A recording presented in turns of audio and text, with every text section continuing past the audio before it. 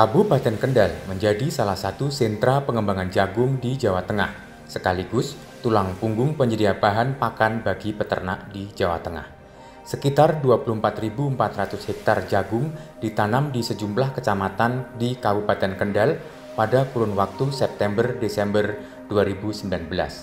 Masuk tahun 2020 hingga bulan Maret sudah lebih dari 3.000 hektar dipanen dan diperkirakan selesai panen akan terjadi pada bulan April 2020. Mulai panen di musim ini mulai kapan, Pak? Panen mulai bulan ini, akhir bulan 3 ini Mas, kan sudah panen. Mulai panen. Sudah mulai panen. Ini Pak, tahu yang sekitar sini luasan sampai luasan berapa? Kalau di sini luasnya itu sampai 250 hektar Mas. 200 hektar. Tanaman jagung di daerah Pager Gunung sini, satu desa itu hampir 250 hektar. Satu desa Mas. Desa apa Pak? Pager Gunung. Pager Gunung, Kecamatan Pageruyung, Kabupaten Kendal.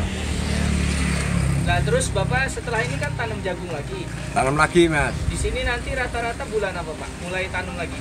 Mulai tanam bulan 4 rata-rata. Bulan 4. Hasilnya dengan harga Harga 4.000 Mas, per kilo. per kilo. Dibilang kering ya. Saya harapkan dari bantuan bibit seperti pinjaman untuk modal, kan untuk modal usaha tanam pertanian jagung ini, terus obat, sekarang pakai obat Mas, terus pupuk. Nah, kalau 1 hektar itu habis 4 jutaan Mas. 4 jutaan.